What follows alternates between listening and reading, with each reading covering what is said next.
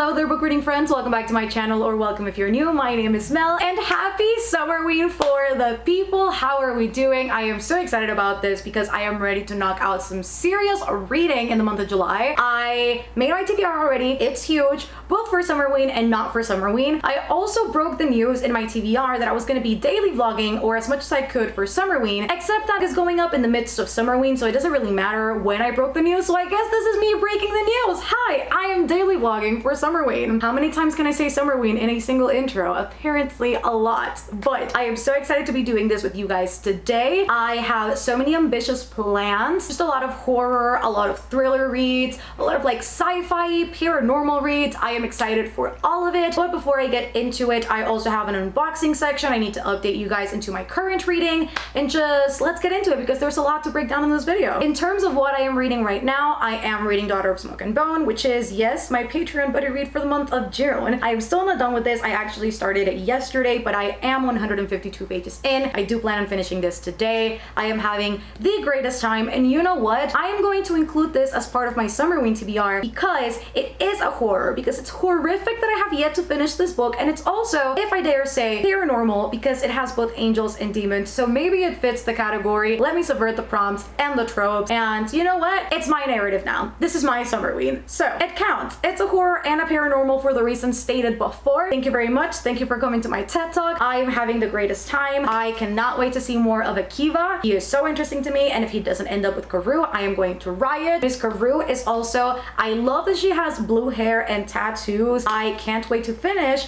and potentially move on with the series that I will obviously read like starting August, because I can't fit any more books this month. It's just not happening. However, my official first book in quotations for summerween is actually going to be My Best Friend's Exorcism by Grady Hendrix, because I do have her handy right here. She is ready to be read, so I am really excited to read My Best Friend's Exorcism, which also, speaking of e-readers, this, what I'm using. You guys asked me a lot in my last video what I use as an e-reader. It's just my iPad. It's my iPad mini. It's crusty, it's old. Hello truck, what is up? It wouldn't be a video on mine without some ASMR. Anyways, this is my old iPad. It's like crusty old. It was literally rusting up in my drawers, and I just decided, instead of buying a Kindle, let me just revive this iPad, reset it to factory settings, let me not have any notifications turned on for it except for like updates and stuff. And I did that, and then what I also did is I bought a new cover, which literally got here yesterday. It's like a mint green, like a matcha green I should say. And what I also did, I don't know if you guys can see it right there, but I bought the anti-glare screen just to have something that would minimize that blue light if I ever wanted to read at night, and it fit perfectly. If you guys have an iPad mini and want like these same tools, I will make sure to link them down below in case you guys want to check them out, because it has definitely saved my life in terms of like reading. Those are my updates for now in terms of reading. Now let us switch the angle a little bit, and I'll be back with an unboxing. Well, hello, fancy seeing you guys there. What's up? I am now sitting down actually on my makeup bag, which also serves as a chair. Hello. I'm glad to be using this again for some sort of purpose, and I think it's very fitting because the next thing I'm going to unbox is not book related. PR package that I got yesterday, and I thought it'd be really cool to open it with you guys on camera because I rarely unbox stuff that is not book related, but you guys seem to love that content a lot when I put it in vlogs. So we've got this huge PR package from Pixie, which, if you guys don't know, Pixie is one of my favorite kind of like drugstore makeup brands. It's very inexpensive. You can buy it at the drugstore, and I just really like what they do. It's like cruelty-free, it's vegan, it's a really great brand overall, and they sent over this huge thing. I've been on the PR list for Pixie for 2 years now, a year and a half.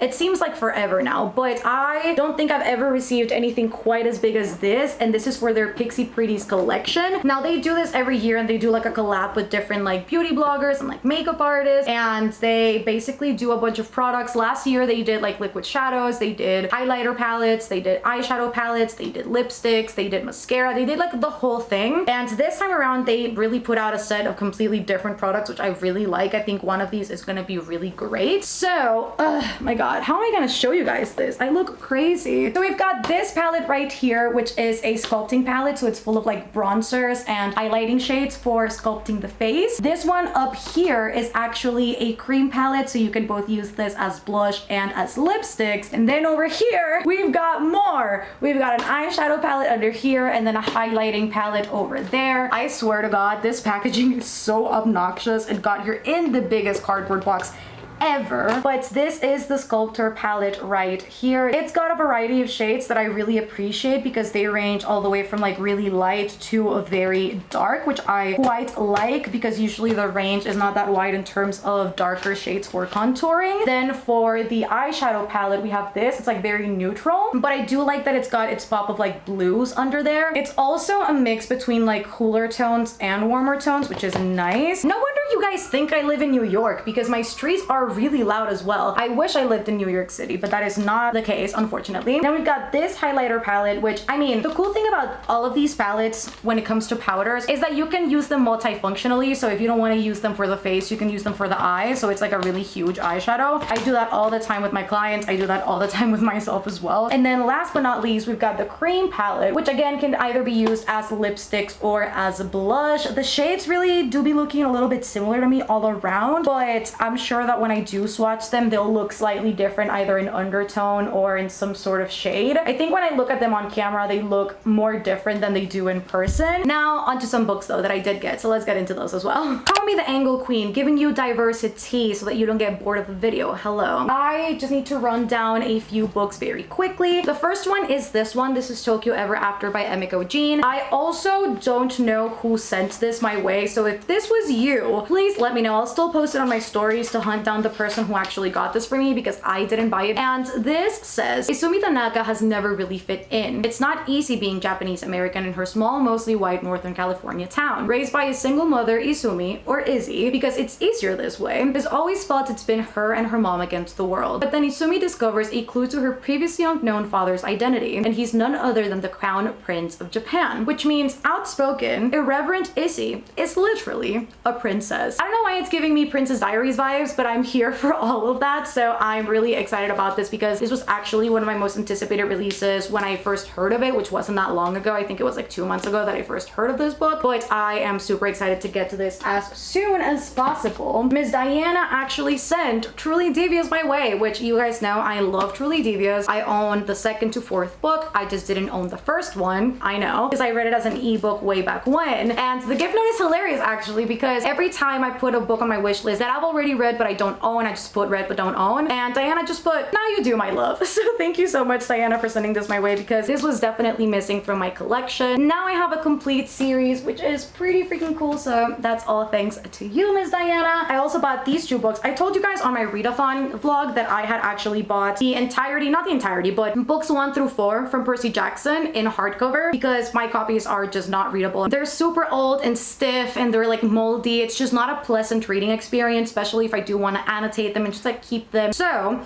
book 2 already got here and they were getting here out of order because I got them all like used. So I got each of them for like $5 a piece. This literally got here in perfect condition. Like this is insanity. So this is the Sea of Monsters and I can't wait to get also my Nerdy Ink dust jackets so that I can just replace them. Last but not least though, I have From Look Up With Love by Mariana Zapata. Everybody recommended this book to me a little bit ago when I had asked for sports romance recommendations, and actually I had bought that book before then. So it further solidified why I needed to get this. All I know from this is that it's giving me the cutting edge vibes. It's about figure skaters and competition, and I know nothing else beside that. I know Mariana Zapata is the queen of slow burn, and that's really all I know about this. I have been looking more and more into sports romances and just looking to have a good time with them, so I hope that this treats me well. It'll be my first Mariana Zapata when I do read it. Maybe I'll read this during the readathon this month because I really am looking forward to this. That is it for now. I'm gonna go read with Liv, gonna go read dosab, and then gonna read my best friend's Exorcist, and maybe I'll alternate it. Let's see where life takes me. And yeah, you guys, I shall update you as I go, show you everything as I go, and it's gonna be a fun summer week. I'm excited. It's actually the first official readathon that I'm participating in because I have never done it in the past. So this time I'm committed, and I'm sure Liv won't let me slack, so gotta love her for that.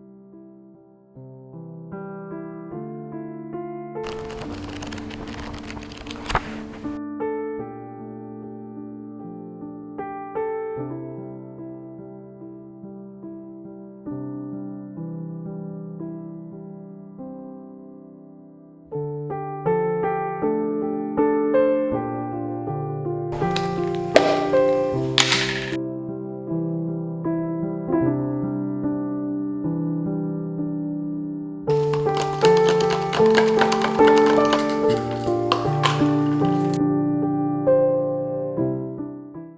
hello there friends, a little bit of an update into Summerween. I am reading Dosab right now. I'm on sprint with Liv, and this is really good so far. It's very old school YA, obviously, because this was published, I don't even know when this was originally published, like 2013, around that time. But I definitely think it's one of those YA books that isn't entirely like outdated. I can still enjoy this, and it's a great time. It's like a super fast read. It's fast paced. I can tell that there's gonna be a good romance, as there typically is in like the old school YA books. I feel like old school YA, whether it was fantasy or dystopian or sci-fi, it focused so much obviously on the plot and on the world, but it also had such a strong romance subplot that this really reminds me of why I fell in love with fantasy the way that I did way back when. And it's just a breath of fresh air, because I feel like a lot of fantasies now don't necessarily have romance, and granted, that's okay. I just like to have somebody to root for. I like to craft my theories and to just have a pairing to ship, I guess. And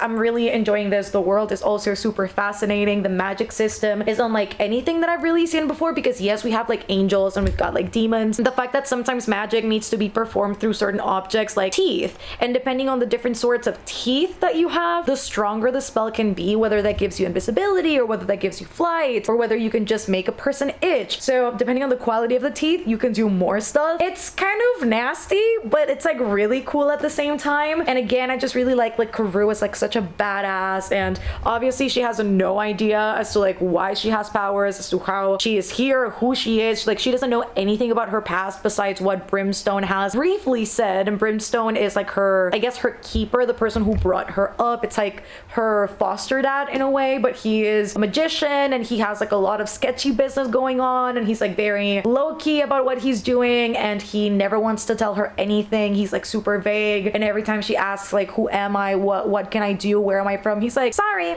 not today. Akiva, have to stand him. I absolutely love me a good love angel. Not love angel, I mean sure, but a good love interest who's an angel. There's just something about that just it just hits different for me. I love anything that has to do with like romance with an angel. If it's like executed in the way that this is being executed, I typically like that. So again, I'm having a great time with this. I'm already halfway through. I need to finish this by tomorrow morning, so I'll definitely read some more of this by, you know, as the day moves on. But I do want to move on to like a spooky book. It's time to pull out the e-reader, and it's time to crack open My Best Friend's Exorcism by Grady Hendrix, because I'm just in the mood for something spooky right now. And yes, I'm enjoying Dosab, but I just need the spooky vibes. I also pulled out, which was not the plan for today, but I ended up pulling out Into the Drowning Deep from the shelves, because I was talking to Liv before we hopped on sprint, and we were talking about how spooky the book is and how great the audiobook was, and I actually found it on Libby ready to borrow, and it's just a sign from above that I just need to read this like right away.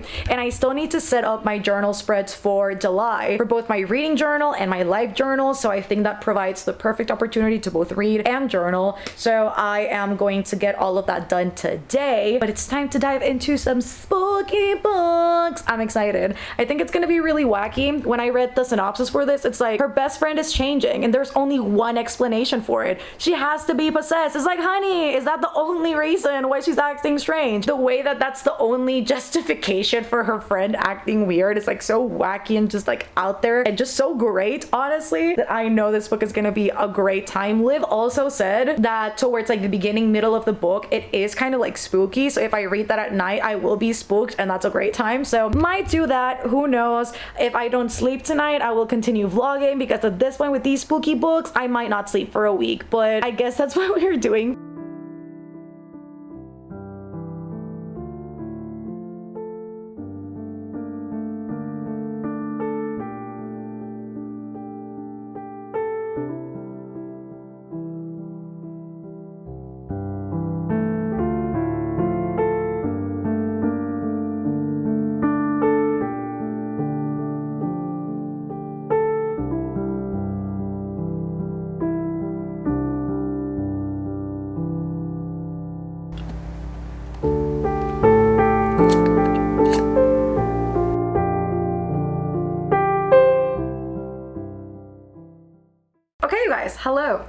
it's weird angles, but literally have been sitting here just like reading, and I'm just vibing with what I'm doing right now. But I am 66 pages into my best friend's exorcism, and let me just say, I am living for all of these like pop culture references from like the 80s and just references in general to things that were so famous back then. Like there's Flashdance and there's Swatch watches. I used to be obsessed with those growing up. I wanted every single design. Every cool kid had them, so I wanted to be like the cool kids. Again, it was like so 80s, 90s that I'm having a great time with the reference part of this book, even down to the music. They've referenced one of my favorite songs, Open Arms by Journey. Freaking love that song with my whole being. So I'm just honestly having the best time with those references. Nothing really has happened that is like spooky so far, but I'm also like 66 pages in. The book is fairly short, so I'm gonna guess that something's gonna start happening soon. I think because we've been approaching kind of that year that Gretchen starts changing,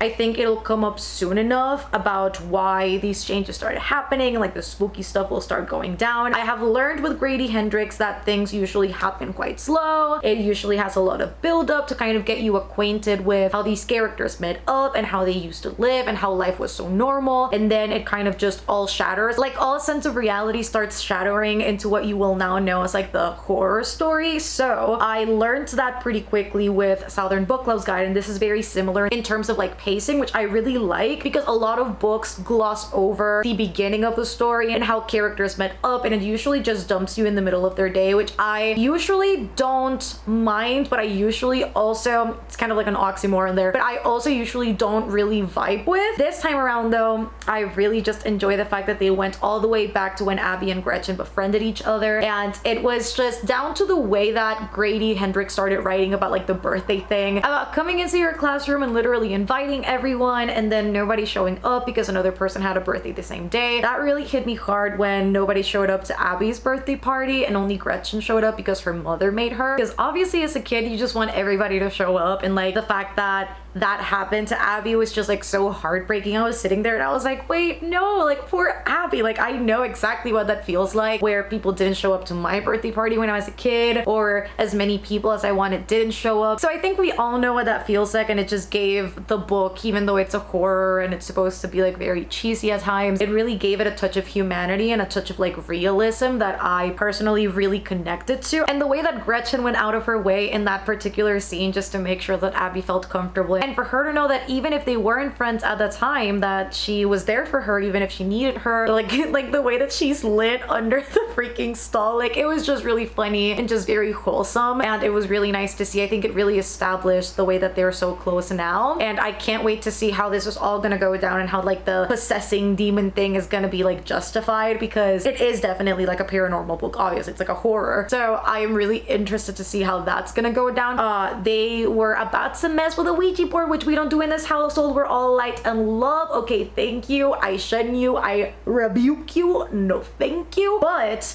they didn't, and then Gretchen like straight up disappeared, and now they're looking for her. I'm gonna go back to reading because I don't know at what time I'll stop vlogging tonight, because I definitely want to capture more of my summerween days. So I'll probably stop the vlog later on today and like edit super late, so we're still going strong.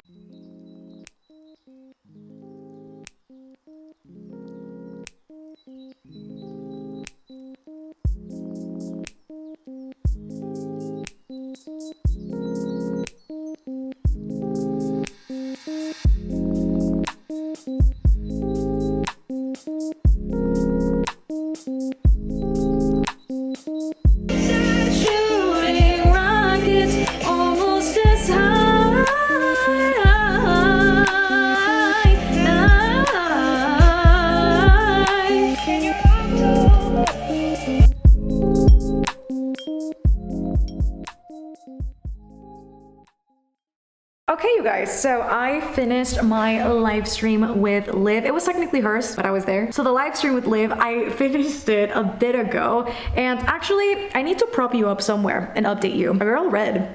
I read. Okay, you guys, so I did make a fair bit of progress into my best friend's exorcism. I am currently on page 172, so I'm very close to page 200. I am about to watch a movie and I'm still gonna read as I do that. And we're gonna watch Twitches, and then I think Jaleesa and I are actually watching Halloween Town, which I'm very excited about. But I am really enjoying this. It's kind of giving me like 3-star feels right now. It's like nothing stellar, but it still is like very good. I am really enjoying what I mean, I updated you guys earlier on, but I think what I can appreciate about this book is almost that satirical element that it has to classic horror. Because when I look at this and I compare this to stuff like The Exorcism of Emily Rose or The Exorcist or just those classic like kind of like Exorcist movies, it is both kind of mocking that, but also kind of like praising it for what it did. So it's both comedic, yet it's taking itself seriously. Like it's doing the most with being comedic, which I am quite enjoying. Like even down to the way that she's like, oh my God,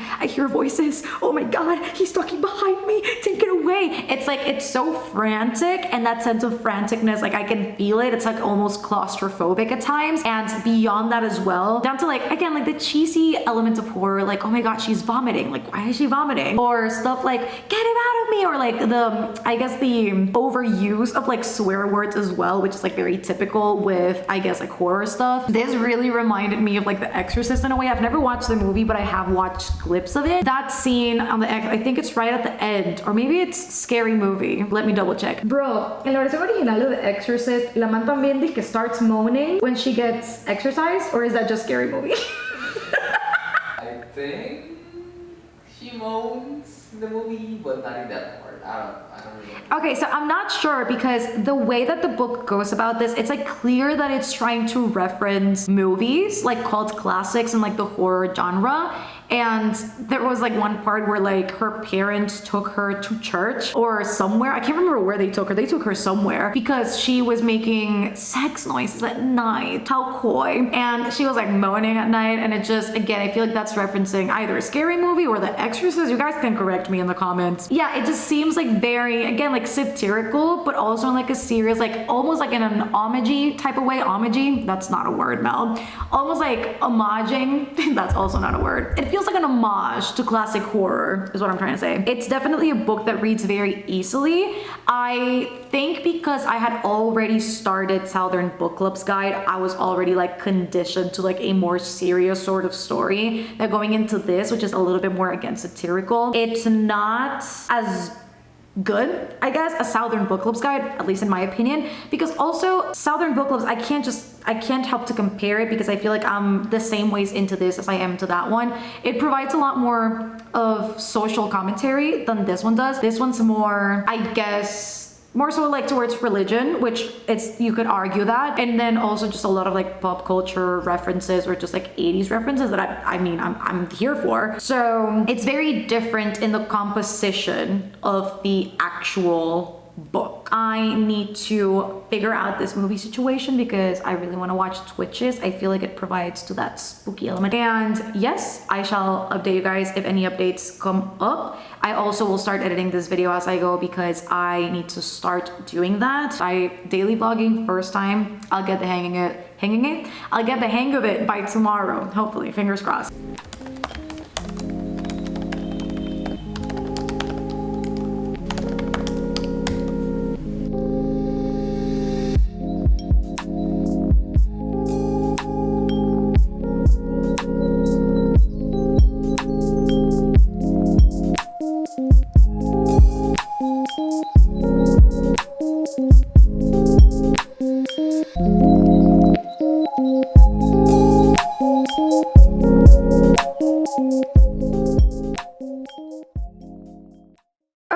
Hello, this is me wrapping up the vlog. I think it was a very successful run as like a first daily vlog. I feel like I've said that word too many times. Like it's just starting to not seem like a word anymore, but I don't have that much more to update you on because since I last did, I really haven't read anything. I watched Twitches and I played some Among Us and then I ate some fries. It was a great time. So update wise, I don't really have anything for you. I did think I was gonna be able to read some more before I wrapped this up, but honestly, I just want want to finish editing this vlog and just get that up and not worry too much about that. So I'll most likely read before bed. I just won't update you until tomorrow morning is what I think is going to happen. So yeah, I hope that you guys enjoyed this little daily vlog moment. If you did, don't forget to give it a thumbs up. Comment down below if you are participating in the readathon. What are you reading for this week? Are you doing spooky books? Are you doing like mildly spooky books? Are you doing like full-on horror? Are you doing something not related to the above? Let me know all of that in the comments down below. Or if you've read any of these books, I feel like a lot of people have already read both of these, so it's very curious. So if you've read any of these, let me know down in the comments below. And if you reach the end of the video, I know there's like a monster emoji that could potentially pass by as like a demon. Let's leave that monster emoji down below if you reach the very end. Don't forget to subscribe if you haven't already for more bookish content. I am always uploading videos, always uploading content. It's the same thing though. I don't know where I'm going with this, but I'm sure you do not want to miss. And if you want more exclusive content, live streams, early access to videos, exclusive videos, a Discord, buddy reads, a book club, a podcast, there's just so much now that I just can't even keep up. I do have a Patreon. We call ourselves the Citadel, and like always, that is linked down below alongside all of my social medias. And yeah,